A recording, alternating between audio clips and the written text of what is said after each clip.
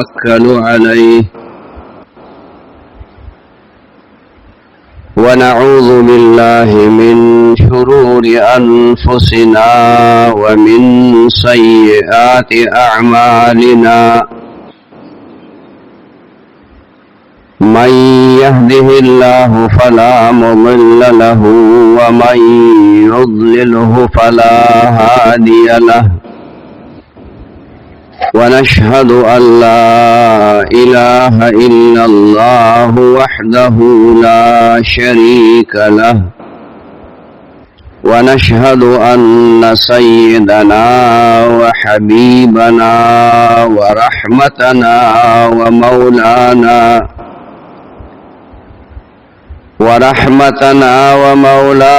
محمدا عبده ورسوله أرسله الله إلى كافة للناس بشيرا ونذيرا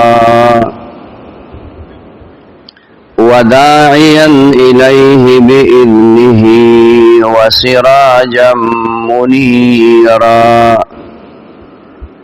أما بعد فأعوذ بالله من الشيطان الرجيم بسم الله الرحمن الرحيم قالوا طائركم معكم أئن ذكرتم بل أنتم قوم مسرفون إن الله وملائكته يصلون على النبي يا أيها الذين آمنوا صلوا عليه وسلموا تسليما اللهم صل على سيدنا محمد وآله وعترته بعدد كل معلوم لك اللهم صل على سيدنا محمد وآله وعترته بعدد كل معلوم لك محترم مسلمانان ورونو دا کما اسلامی میاش چی شروع شوی دا دیتا دا سفر میاش ہوئی او دا اسلامی کال دویم میاش تا نن دا دغ میاشتی پنزم تاریخ دے پا دے میاش کے زمونگا دے عام خلقو کے بلکہ دا اسنن دا جاہلیت دا زمانینا صدا سے رسمونا او دا سے رواجونا شرکیات او دا سے عقیدے اگا پا دے عام خلقو کے مشہوری وی او اس ہم دی او دا ټول ناجائز دی او ناروا دی بعضی پکی شرکیات دی بعضی اسے لوی گناہون دی یو خبر آغا چه مشرکانو با پاغی باندے بدفالینی ولا نوی دا دا سفر میاش چه دا پدے کے بدفالیانی دی او کل کل با اغوی دا سی کول چه دے شریعت کے اللہ پا دے دولسو میاشتو کے سلور میاشتی آغا دا احترام مقرر کری دی منها اربعۃ حرم چه دا کال دولس میاشتی دی سلور پا کی محترم میاشتی دی چه آغا ذی قیدہ ذوالحجہ محرم او یو چې کومه دی هغه رجب دی. نو د مشرکانو به داسې کول چې د دوی به د یو بل سره جنگونه و، په کلونو کلونو باندې به هغوی د یو بل سره جګړې کولې، قتل و قتال به کېده، وینې به تویېدې، او د جګړو هغه وجه بس ډېره زیاته معمولي وجه وه. فرمایي وی دی مدینه منوره کې 3 کاله یو جنگ شوی و. اپا دې شوی و چې د یو سړي په پټي کې ونه، او هغه ونه کې کوترې جاله جوړه کړې وه او هګۍ پکې اچولې وې. نو د بل سړي اوښ ورغی د هغه ونې نه خوراک کو. نو دا اوښ که تاسو خیالي څانګه خوله کې ونیسي او داسې رای کاږي، نو هغه پاڼې ته د په خوله کې پاتې شي. نو چې هغه څانګه خوله کې نیولې او راښکلې ده نو ټوله ونه خوځېدلې ده. نو په کومه څانګه کې چې کوترې هګۍ اچولې وې نو هغه هګۍ ښکته را پرېوتې، جاله ورانه شوه. د کوترې څه هګۍ او څه چې کوم دی جاله بس یو څو ډکي مخکې رستو کېدي، هغې نه جاله جوړه شي.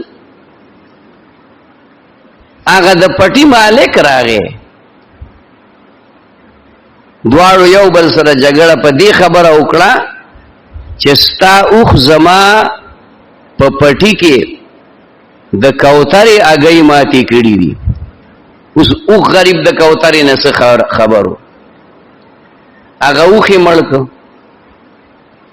بس جګړه شروع شوه.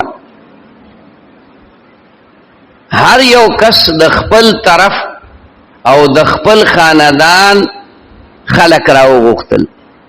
جنگ وشو او دا جنگ جاری و. موقع په موقع به غلی کېده، بیا به جاری کېده، غلی کېده، بیا به شروع کېده. 3 کاله په دې کې تیر شو. دا اوس د جنگ خبره نه ده، د جګړې خبره نه ده. چونکه د جاهلیت زمانہ کې د دې خلکو نه هغه عقل هم تلو. عقل خود دیندارۍ په وجه انسان کې راځي، د نیکۍ په وجه انسان کې راځي، د بېدینۍ په وجه عقل نه راځي. بېدینه سړی دا هوښیار نه، دا بېوقوفي، او چې کافر نو الله ورته څاروي ویلي.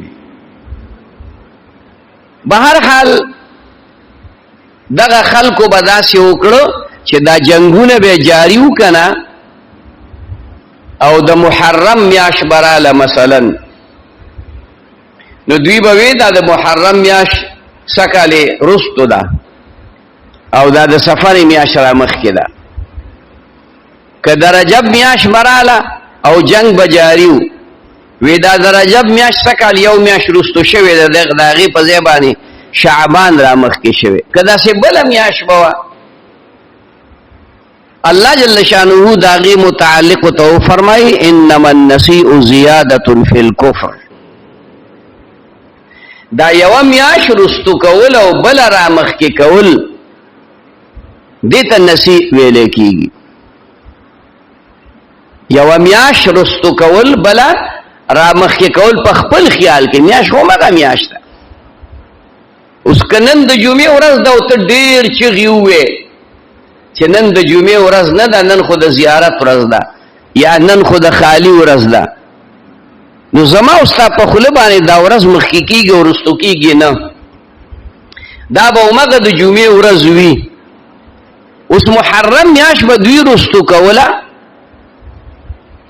نو په خپل خیال کې ابه رستو کړه، او سفر میاشت بیا را مخکې کړه، نو خپل جنگ به پکې جاری وساته.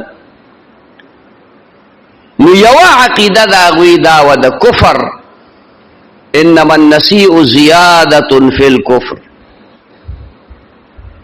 دا یوه میاشت رستو کول او بله را مخکې کول دا کفر دی، دا شرک دی، ناروا دی. الله ته منع فرمایلی ده. دویمه خبره به دا کوله چې دا میاشت سپیره میاشت ده، دې سفر میاشتې ته به سپیره میاشت وی دی که نحوست ته سپیروالی دی پکې. مرغۍ به والوته، دی ګونګي به आवाज وکړ، دې ته به سپیروالی وي. مرغۍ غریبه څه نه خبر دا وزال د چغې وایي که نه، د مرغۍ چغې د مرغۍ اوازونه دا خو ذکر دی، دا خو هغه ذکر کوي. دا مرغۍ چې چغې وایي موږ به کله وایو بد را باندې لګي که نه، د مرغو دا شور دا په ځان بد مه لګوئ، دا خو د الله ذکر کوي، خو ما او تا پې پوهېږو نو د هغوی ژبه بدله ده، زمونږ ژبه بدله ده، موږ د هغوی په ژبه نه پوهېږو. نو دا مرغۍ باقاعده د الله ذکر کوي. دا تیتر چغې وایي څونه تیره اواز یې دی او په موږ بد لګي، هغه موږ ته یو تعلیم را کوي، کما تدینو تدانو. تاسو چې څه کوئ د دنیا کې نو د هغې مطابق به تاسو له بدله درکولی شي، ښه کوئ که بد کوئ. دا موږ ته تعلیم را کوي. دا بانګي د سبا نه مخکې یوه ګنټه आवाज کوي.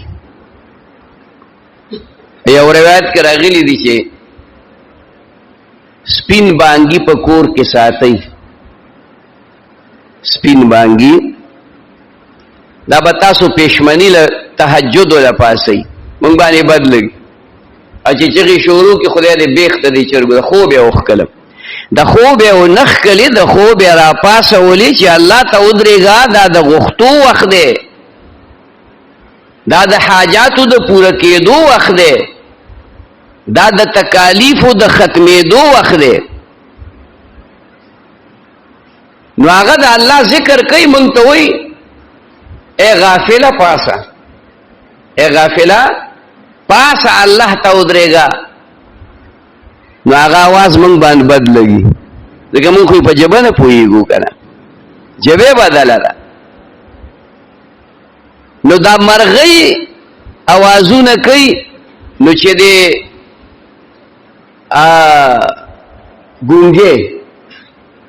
ګونګی د شپې اکثر راوځي که نه، د ورځې نه راوځي. دغه ګونګی هغه اوازونه کوي، نو دغه आवाज به د کفارو وی دا سپیره आवाज دی. ګونګي आवाज وکړه، ګوره چې څه مصیبت به راځي، څه تکلیف، څه آفت به راځي. آفات خو زما او ستا د ګناه په وجه باندې راځي، آفات د مرغو په اوازونو باندې نه راځي. او مکه خبره نن په پښتنو کې هم شته، کارغه به راشي په بلۍ کینی، نو کارغه ځان له راغلی ګوري که چېرته څه ډوډۍ موډۍ یا چې کومه دی نو د وړوکې چرګوټی په هغه حمله وکړي، هغه وتښتئ. هغه غریب دغې ته په تمه دی او بوډۍ ورته وایي کارغه د خو زیری، یعنی ښه زیری موږ ته راوړه. کارغه اوس ستا په ژبه څه پوهېږي چې تا ورته څه ووایي؟ کارغه دې نه څه خبر دی چې دا بوډۍ ما ته څه وایي، او ته ورته یې ما له د ښه خبرو زیری راکړه. هغه غریب د خپلې حضرت خېټې په غم کې دی او ته ما ته ښه زیری راکړه. کارغه اوس څه خبر دی؟ دا فعلونه دا بعینه د مشرکانو عمل. ګوره اوس هم که عقیده د یو سړي دا وه چې دا کارغه راځي نو دا خیر راوړي یا شر راوړي، خیر راوړي یا شر راوړي، نو ګوره دا سړی اوس هم ایمان نه خلاص دی. په کارغه کې خیر شر نشته، هغه ځان له مرغۍ ده. اگر ځان له الله ذکر کوي، اگر ځان له خپل غم کې لګیا دی منډې ترړې وای، هغه سره خیر او شر نشته، او خیر او شر د الله په لاس کې. والقدر خیره وشره من الله تعالی. خیر او شر دا د الله د طرف نه دي، خو خیر بتا ته رسیږي د الله په تابعداري باندې او د نبی علیہ السلام په سنتو چلیدو باندې، په دې بتا ته الله خیر ورکړي. ستا زندگی به الله د اطمینان نه ډکوي. د دې معنا دا نه ده چې تا سره به مال ډېر راځي، نه، مال خو زیات د فکر مندۍ سیز دی. ته به غواړې حلال مال غوښتلو کې ګناه نشته، په حلال مال ګټلو کې ګناه نشته. چې تا سره مال نه نو زکات به د کوم ځای نه ورکړې؟ د یو غریب امداد به څنګه وکړي؟ حج له به څنګه لاړ شي؟ عمرې له به څنګه؟ مال خو غواړي. مال ناجایز نه دی، خو په ناجایزه ګټل او په ناجایزه استعمالول دا ناکاره. نو د دې وجنه رسول الله صلی الله علیه وسلم فرمایل: لا عدوا ولا طیرة ولا هامة ولا سفر. نه یو مرض د بل نه بل ته لګي. اوس موږ ته ډاکټران صاحبان وای لکه دا مرض د یو نه بل ته لګي، دا مرض د یو نه بل ته لګي. التا زمونږ سره خو ایمان کمزور دی، عقیده مو کمزور ده. نو چې د جمعات پاغه ګډ کې سره ټوخه وکي نو موږ دلته کې خپل پټه کوي پاکه پروردګار د ششه وایرس را پسرا واستلا د سشي وایرس کورونا، د کورونا وایرس را پسرا واست اټوخه غری داګه مړی تخنیدري بس هغه ټوخه غوار سره یو بیماری وی کله کله عاشق نه مړی باندې ټوخه سره کوي. دا زمون په ذهن کې دا پیره غیر مسلمو کې نه ولې دي چې بای ګوره د دې سړی خواته نږدې نشي، دې بیمار دی. زه بیمارو ما بل کاری یو ډاکټر سی والله دی خوشاله ساتي، ډېر ښه سړی دی، نیک سړی هم دی. زما تپوس لراغی لوی ډاکټر دی چې زما تپوس لراغی نو زه خو راوتیا نه شوم. هغه پنایي وکړه نو چې د کمرې د دروازې ته راغی ډوال ته ودرېد، هغه ماسک یې مو واچوه، لاسونو ته دستانې مو واچولې. ما ته ویې لاس سره نه میلاومه، ما له بې شماره مریضان راځي اسې نه چې د کورونا وایرس مې ځان سره راوړي او بس تپوس ته دې رالمه. هلکه مې راځم مه یارېږه، خدای دې بې خو نه باسه خوا کې ما سره په دې ګټ کې کښېنه. دا زمونږ په زړه ذهن کې دا خبره ناسته ده چې بهی د دې سړي بیماری ده، که تا ور سره لاس میلاو کړ، که ته ورسره کېناستې، که تا ورسره یو ځای ډوډۍ وخوړه، که تا د هغه په ګیلاس اوبه وڅښلې، بس دغه بیماری به تا ته ولګي، دغه بیماری به ته ولګي. نه، رسول الله لا عدوا، لا عدوا، تعدیت نشته د یوې بیماری د بلې دا. او بیا یې د هغې وضاحت کړی چې د اول سړي باندې دا بیماری چا راوستې وه. خو که دا ګیدړ زمونږ په ډه کې ناست نو بیا یقین وساته چې د پردي ټوخي نه را باندې بیا زکام راځي، او د پردي جوټې نه را باندې بیا چې کبدیانو کرونا راځي. دا یره زمونږ په ډه کې ناسته ده. دا بیماری چې راځي دا د دقې وجې نه راځي، د چا عقیده چې کلکه او مضبوطه ده، کلکه او مضبوطه. دلته یو کس راغی ما ته وی یو بیمار تپوس لتلی وم د کرونا په دغه ورځو، وی یو بیمار تپوس لتلی وم، وی هغه چې ورلم کېناستم ورسره، وی هغه راته وی چې ما ته نږدې مه راځه، هغلته لرې کښېنه. وی ما چې نږدې ولې نه درځم؟ وی چې کرونا به ته ولګي. ما ورته دا تا ته چا لګولې؟ تا ته دا کرونا چا لګول؟ تا ته خدای لګولې ده، ماته هم خدای لګولې شي. او الله په دې قادر دی. نو داغه ګلاس د اوبو جدا، داغه جگ جدا، داغه پلیټ جدا، وی داغه مخې ته په میز باندې جگ او ګلاس پراته، بس ماته ځان ته اوبو واچوي. وی ماته چې مکو چې ولي؟ وی دا زما ګلاس دی. ما ته چې خاصه دا شیشي ګلاس دی، استمي اوبو اوس لا نه لا پورې په کرونا نظر لا عدوا. د پیغمبر په خبره باندې عمل وکا، ایمان کلک او مضبوط کا. ازما خو کلکی نه کنه لانجه خدا ده کنه، دا خو اخټه ایمان دی، خو چې خپل به کې پیخو نو تری وری لاش. ته ایمان کلک او مضبوط کا، ایمان په اعمالو کلکی، ایمان په نیکو اعمالو باندې کلکیږي، د دې کارو سره په ناس تکلکیږي. نو نن زمونږ ایمان کاغذ یا سی ریډي کاغذ دی، یو ساس کې په د باران ولګي بس بیا خبره ختم. ولا طيرتا بدفالی نشتا، نحوست نشتا، د مرغۍ په الوتلو کې څه نشتا. ولا هامت او د ګونګي په आवाजونو کې دا ټول بکواس. ولا سفر او سفر هم نشتا. د سفر مطلب دا نه چې د سفر میاش نشتا. په دې سفر کې د خلکو د مشرکانو با یو عقیده وا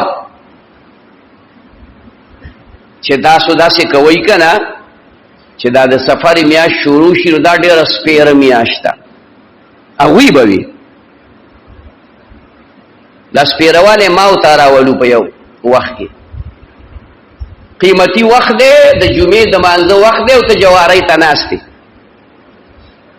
د جمعې د مانځه وخت دی او ته شراب څکې، نعوذ بالله. د جمعې د مانځه وخت دی او ته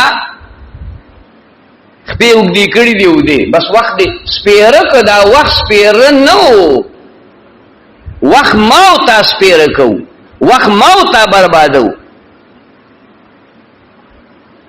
په وخت کې سپیرواله مونږ راولو. دا الله د پنځ هر وخت قیمتي دی.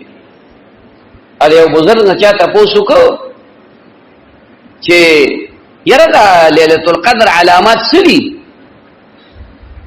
ناغور ته وي چې اے خواجه چې پرسی ز شب قدر نشانی، هر شب قدر است اگر قدر بداری.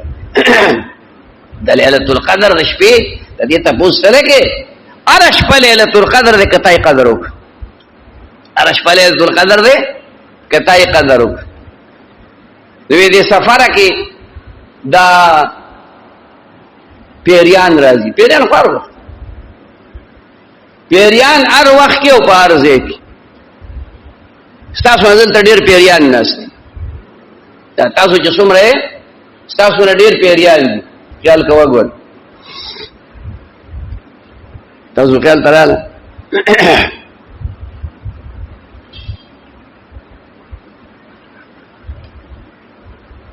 ایو پیره راغله ونو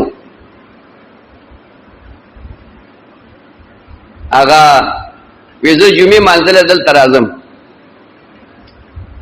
او مجلس کې شرکت کوم.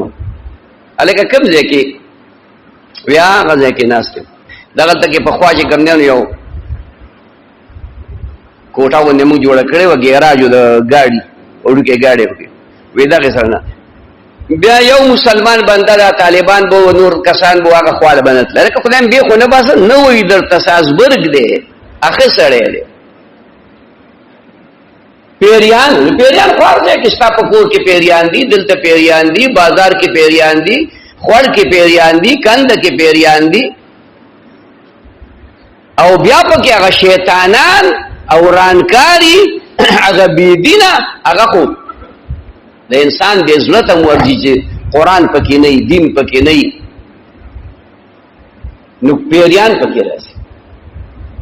پیریان به دی وایي پیریان خاصه مرامیان دی هغه يرول کوي داغي کاس او اعوذ بالله تختخه